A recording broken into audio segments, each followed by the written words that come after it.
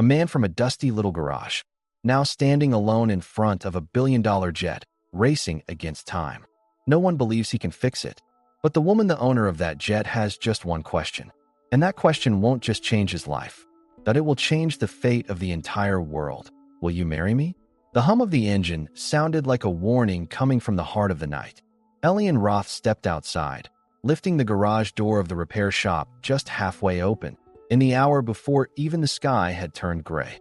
In his hand was a rusty coffee thermos, and on his face, the exhaustion of years. The collar of his shirt was worn, and his fingertips always seemed soaked in oil. Lately, things had been going downhill. Debts were piling up, and the shop was close to being shut down. But that morning, a message on his old radio would change everything. Jet malfunction. Emergency response needed. High pay. Bring your own vehicle. When Elian read the message, he didn't hesitate. A jet? That was way out of his league. But he had no other choice. He jumped into his small, beat-up truck with the faulty gears and headed toward the given coordinates. The engine rattled, and the tires screamed at every bump. But the silence inside Elian drowned out the noise. He had nothing left to lose. Just one chance. One hope for salvation. When he arrived at the tarmac, the first thing he noticed was the silence. The plane was stationary, but men in suits were pacing angrily around it, tablets in hand. Shiny glasses, expensive shoes, each one more pristine than the next. And in the middle of them, a gleaming jet, white body with black stripes, standing like a predator ready to attack the sky. When Elian's old truck pulled in, a few people turned their heads. Their expressions were clear. Who the hell is this guy? Elian stepped out, carrying nothing but an old set of tools. He could hear the murmurs around him. Is this a joke? He's the one who's going to fix the plane. But the only thing he cared about was keeping that plane alive. A crew member quickly led him to the jet's engine. No details were given. Hurry up, was all he said. Elian opened the cover and his breath caught. This engine was a death trap. The high-pressure line was nearly burst, wires were exposed, and fuel lines were leaking. One spark, and the plane wouldn't explode in the air, it would blow up right there on the ground. In that moment, Elian forgot about time. He worked until his wrists ached, sweat dripping from his forehead onto his tools. Oil covered his clothes. The others kept watching from a distance, but one of them was watching closely. The owner of the billion-dollar aviation company, Aria Monroe, a strong and sharp woman, stood behind the terminal glass, observing with a face as unreadable as a mask. The mechanical disaster even her pilots couldn't solve was being handled by this man in a tattered shirt. The man everyone had looked down on was bringing her jet back to life. Suddenly, the engine roared to life. First a shudder, then a smooth hum spread through the frame. The jet was breathing again. The silence in the terminal cracked. Phones came out. Cameras turned on. But Elian had already turned his back and started walking away. He wasn't looking for praise. His job was done. All that was left was to go home, if he still had a place he could call that. Just then, the jet's door opened. The sound of heels echoed across the tarmac. Aria Monroe descended the stairs, not waiting for anyone to follow. Elian didn't look back, but as the footsteps came closer, he had to stop. When she reached him, she looked at his face for a few seconds in silence.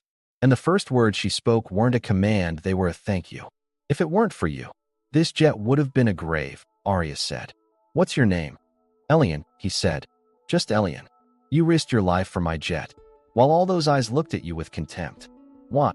Elian's answer was simple but hit hard. Because someone had to do the job. Aria paused. Her eyes searched his face. Then she asked a question that would flip Elian's whole life upside down. Well, Elian, if someone made you a crazy offer right now, like, say, asked you to marry them, what would you say? And once again, the tarmac fell silent. When Elian heard Aria's words, he didn't smile or laugh. He just stood still, completely still. It was the strangest question a person could hear from a billionaire woman in such an unexpected moment, a marriage proposal.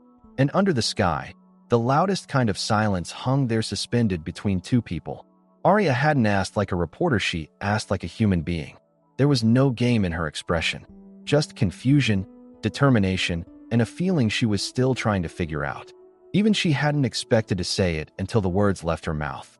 But Elian's calmness as he worked with those rusty bolts, there was something in that simplicity she had never seen before. And sometimes Simplicity makes even the most complicated decisions seem clear. Finally, Elian spoke. No one's ever asked me for anything in my life. No offer, no invitation, not even a question. Arya tilted her head slightly, her gaze sharp but patient. By then, there was no one else around them. Maybe there were cameras behind the terminal glass, but this moment it belonged to just the two of them. Elian kept talking. People have always either ordered me around, ignored me, or looked down on me. And now, the owner of a jet, someone you could call the queen of the skies, is asking me something like this. I never even had a place in this world. But you're offering me one.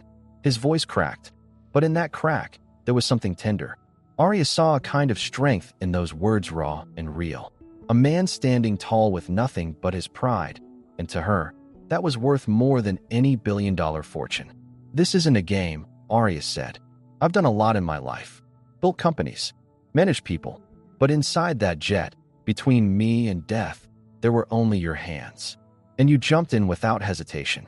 That kind of instinct, that honesty, I don't have that. Elian looked away, as if he didn't have the time to process what she was saying. Admiration, fear, doubt, it was all too much. But there was something else now. Trust. Just then, a siren pierced the air. A black SUV sped toward the tarmac. Tinted windows, and inside, barely visible figures. Elian instinctively took a step back. Arya's face turned cold. Jason's coming, she said. Elian didn't ask who he was. He understood from her eyes. This man was her past. A life made up of cold suits and polished lies. That SUV told him exactly how far Arya had tried to walk away from that world. The SUV stopped. The door opened. The first man to step out walked like he owned the ground beneath his feet. Overconfident. His cologne clung to the air. When he spotted Elian, he gave a smug little smirk. Arya, what is this?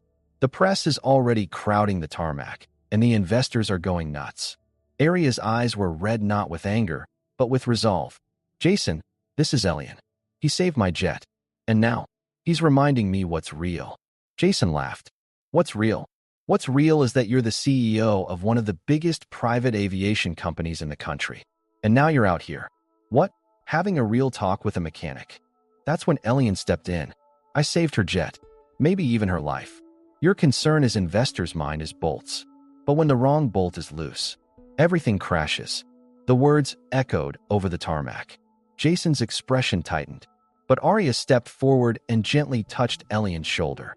In that touch, there was more commitment than in a 1,000-page contract. Elian, she said, can you give me 5 minutes? I need to finish this. Elian nodded. He stepped back slowly, but his eyes stayed on Arya. Even in the way she walked, something had changed. She wasn't walking like a CEO anymore. She walked like a woman trying to make a decision for herself. Left alone with Jason, Arya narrowed her eyes and spoke clearly. If this company is mine, then the decisions are mine too. This man reminded me of real life. And moving forward, I won't just think about brands, I am going to think about myself. Jason shook his head in frustration. This is madness. No, Arya said. This is me finally acting like a human being. And just like that, as Elian stood near the hangar doors, Arya turned toward him. Her eyes locked onto his. What's your answer, Elian? Do you really want to start something with me? Maybe not something in the sky, but something that's real. Something grounded. Elian smiled. A small, broken, but honest smile. I'll take my shoes off, as long as we walk together. And Arya, she took off her heels and walked across the tarmac with them in her hands. Cameras were flashing, the lights were blinding. But the two of them only saw each other now. The sky was still far away. But for the first time, it felt close. That morning, the world hadn't woken up yet, but the internet had. The first video was filmed through the terminal glass the moment Arya Monroe took off her heels and walked barefoot toward a mechanic. Within minutes, social media was flooded with the footage. Under headlines like Billionaire CEO and Unknown Mechanic, millions of people tried to make sense of this strange connection. But there was one thing missing from the footage: silence. In that silence, there was a woman making a decision, a man's simplicity, and a connection that those watching couldn't quite explain. This wasn't a PR stunt. From the outside, it may have looked absurd, but from the inside, it was the kind of coincidence that only happens once in a lifetime. As Arya walked with Elian toward the small hangar behind the terminal, Jason angrily put his phone to his ear. Get this situation under control. Yes, a gag order. Media lawsuits. Whatever it takes. But the strange part was this. For the first time, Aria Monroe didn't want to be controlled. The hangar was dim, the floor stained with oil, and in the corner, an old radio crackled out a rock song from the 80s. But as Aria stepped inside, she felt like she was walking into her own past. On the concrete walls were faded photos of Elian and his father, a small old desk, scattered with rusty bolts and a half-built model airplane. This is your world, isn't it? Aria said, slowly looking around. Elian nodded. This was the grave of my father's dream. But now something feels different, like a door that's been shut for years. Just opened. Aria turned her eyes to him. Walking with you made me realize none of the things I've done until now have ever truly fulfilled me. Elian wiped his hands on his pants. Still humble as always. But this time, he didn't stay quiet. In my world, there's no polish, Aria. No glass towers or investor briefings. Here, the wind creeps in at night. Coffee's made without filters in the morning. And loneliness. Sometimes it's your most loyal friend. Aria stepped closer. In my world, people smile at my face, but never ask what I'm really feeling. Even loneliness there is fake, and loyalty. Even more so. Just then, a hum rose from outside. Notifications started pinging on Aria's phone. Hashtag Monroe Mechanic trending worldwide. Boardroom beauty and the beast of the hangar. Is Aria Monroe throwing it all away? Aria shut off the phone. She turned to Elian. None of this scares you.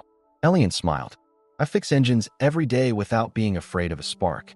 You think I'm scared of a tweet? Just then, the hangar door opened again. But it wasn't Jason. It was Aria's godmother Vivian, gray-haired, yet her eyes still sharp with youthful intelligence. She walked in holding coffee cups. Out there is a madhouse, she said. But in here, it's unexpectedly peaceful. Elian recognized her instantly. The composed businesswoman he'd often seen on TV. But now her face was soft. Vivian set the coffees down. She turned to Elian. Men like you get eaten alive in this industry. But today, you reminded us of something. The truth isn't always marketable, but it lasts the longest. Aria stepped up to Vivian and gently asked, Can I really do this? Vivian narrowed her eyes. Aria, you already did. The question is whether you'll face it with courage. The moment you walked with that man, people stopped watching because for the first time, they saw who you really were. Outside the hangar, the world was spinning. Investors were panicking. News anchors debated whether it was scandal or miracle. But inside there was the smell of oil, plain coffee, and two people looking at each other in silence. And that silence was the start of something new. That morning, when Aria looked in the mirror, she didn't just see herself, she saw, for the first time, someone who looked free. Waking up next to Elian had lifted the weight of all those years spent under makeup lights and in front of cameras. She had left her usual clothes behind in a corner and put on the navy blue flannel shirt Elian had given her, one that had once belonged to his father. She wasn't wearing style anymore, she was wearing meaning. But nothing she wore, nothing she felt, none of her decisions matched the expectations of the men waiting for her in the boardroom on the 7th floor of the corporate building. The air in the room was heavy. Jason, wearing a fake polite smile, was leading the meeting. On the big screens were media analyses, plunging stock graphs, and viral photos. Footage of Aria barefoot, walking with Elian in the hangar, was being looped over and over. Board members watched every frame closely, but they didn't see any of it. No one stood up when Aria walked in. I called this meeting, Aria said, standing tall. And all I want to hear from you is this. Do I have the right to set the direction of this company or not? Jason stood up, his voice as exaggerated as a stage actor. Aria, that's not the point. The point dash, it is the point. Aria cut in. I've spent 20 years growing my father's legacy. Not with rockets, but with sweat. Now I choose to stand beside a man who, in your eyes, is just a mechanic, and suddenly you think we have a PR crisis, don't you? A few murmurs rose around the room. The oldest board member, Conrad, laced his fingers together. Image isn't just public relations. It's trust. And right now, you may appear unstable. Aria lowered her head slightly. She smiled, but there was anger in it. If that's your definition of unstable, then I guess my stability was just your chains. Jason slammed his hands on the table. You didn't build this company alone. No, Arya replied. But I gave it meaning on my own. Just then, there was a knock at the door, and the person who walked in was someone no one expected. It was Elian. He was still in his work clothes. There was no confusion on his face, only determination. When everyone turned to look at him, Arya's eyes locked with his. Elian, why did you come here? She asked, with a hint of concern. Elian looked around the room, then spoke. Because someone's using me. A murmur spread through the room. What do you mean? Arya asked. He took a deep breath. Someone looked into my name, my past, my records. 2 hours after I stepped onto that tarmac, I started getting threatening messages from unknown numbers, accusing me of having a fake identity, a criminal record, even saying I was a con artist. Jason looked down. These kinds of things, they're meant to protect someone in her position. I have the right to know who Elian is, Arya interrupted, but not by tearing him apart. I got to know him without interrogation, without judgment, and he gave me something no one ever has, silence, and something real. That's when Vivian spoke up. Enough. The whole room shifted. Vivian stood. Anyone in this room who can't respect this woman's growth, her mistakes, or her choices leave. Because right now, it's not a CEO speaking. It's a human being. And clearly, you still haven't realized that. Jason left the room. A few board members followed. But those who remained finally understood something. Decades of boardroom leadership hadn't shaken them the way a man with a screwdriver opening a jet panel just had. Arya turned to Elian. I thought I was alone. But you're the only one who speaks to my loneliness. Elian gave a slight smile. And you were the loudest silence I ever had. Arya stepped forward. She reached out her hand. Then, let's clean up this mess together. What do you say? Elian took her hand. Firmly. Elian's hands were still holding Arya's, but his eyes had drifted off into the distance. The seats vacated by those who had left after Vivian's fierce outburst were still warm, the air still tense. When Arya asked, "Where are these threats coming from?" Elian hesitated for a moment. Then he lowered his head and pulled a piece of paper from his pocket. "I found this on my windshield this morning," he said. The note read only, "If you don't want Arya Monroe to find out what she's gotten into, disappear, or we'll make you disappear." Elian's voice didn't tremble, but Arya's face turned pale. Who would be scared enough to do this to you? Elian stared at the floor. Because I was the only child to survive the Rothwell incident. Arya's eyes widened. What? Elian took a slow breath. I was 13. My family worked at a small engineering firm. One night, there was a fire. The official report said it was a faulty fuel pump. But the truth is, the explosion was planned. My father refused to sell the patent for a new engine system the company had developed to another firm. This company, Arya said, her voice cracking. Of course the name has changed since then, Elian said. But in the chain of companies it acquired was Carter Skytech. Arya stepped back, as if the concrete beneath her feet had suddenly collapsed. Elian, why are you telling me this now? She whispered. Because I don't blame you. Elian said, his voice calm but deep. You were 9 years old then, and your father was just one of the men managing that patent war. I didn't come for revenge. But now someone wants to bring up the past to drive you away from me. At that moment, Vivian spoke up. I remember that fire, she said quietly. It didn't get much media coverage, but it was whispered about behind the scenes. Arya's father said at the time, sometimes sacrifices must be made for progress. I think I finally understand what he meant. Arya sank into a chair. Her hands were trembling. It wasn't about whether she could forgive Elian, it was the thought that she might have been part of such a past that broke her. Elian, she said, if this is true, being here is putting your life at risk. Elian locked eyes with her. I already lost my life when I came out of that fire. This is what's left of it born from ashes. And if there's going to be one more spark, then this time, I'll burn with you. Arya didn't speak right away. Tears filled her eyes, but didn't fall. How did you decide to protect me like this, without even knowing me that well? Elian's voice was barely above a whisper. Because for the first time, someone looked at me, and actually wondered who I was. Just then, the door opened again. Jason had returned, but he wasn't alone. With him were private security and 2 lawyers. He stepped in front of Arya, holding a thick document folder. Arya Monroe, you are being removed from your position. Carter Skytech's board made an emergency decision this morning. The damage you've caused to the company's image is beyond explanation to shareholders. Vivian stood up in outrage. You can't do this. You all know this woman built half the company. Jason dropped the folder on the table. I'm speaking legally now. And unfortunately, according to internal policy, after a public scandal, the CEO's position can be suspended. Arya stood up quietly. Without even looking at the folder, she turned to Elian. I knew this was coming, she said. But I still chose it. Elian stepped closer. So what happens now? Arya lifted her head. Her voice didn't shake. Now, I learned to fly on my own air. Elian took her hand. Jason signaled to security. But just then, Vivian pulled out her phone and started recording. Let's see how the world reacts when they see the true face of a billion-dollar company, she said. Let everyone know what happens to a woman who dares to stand her ground for love. The guards hesitated. Elian pulled Arya toward the hangar doors. And this time, they opened them together. When the hangar doors opened, flashes exploded. Cameras, microphones, and shouting reporters, everyone focused on one frame. Arya Monroe, no makeup on her face, wearing an oil-stained shirt, standing beside an ordinary mechanic holding hands. It was a scene no magazine could Photoshop. Because this moment was real, and the world was hungry for real. The footage hit the internet instantly. Under headlines like Monroe Jet Queen Walks Away from Empire, news portals went wild.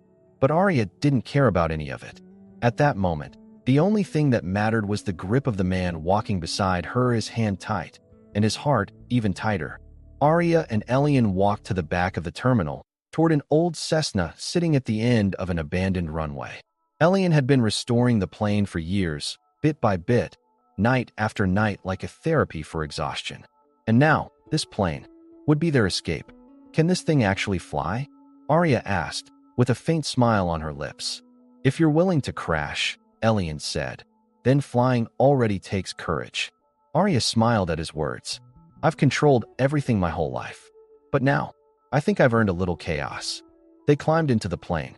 Elian took the pilot's seat, and Arya settled into the second. When he started the engine, just like the jet at the beginning of the story, there was first a deep rumble, then the heartbeat of the plane kicked in. Arya closed her eyes and took a deep breath. But just seconds before takeoff, Elian paused. Wait, he said. There's one more thing. He reached behind the seat and pulled out an old box. Inside it was a small, handmade ring, a rusted metal band with an old engine bolt at its center. If this story made you feel something too, subscribe and become part of our journey. Because sometimes the quietest men speak the loudest. And sometimes a woman's choice changes the whole world.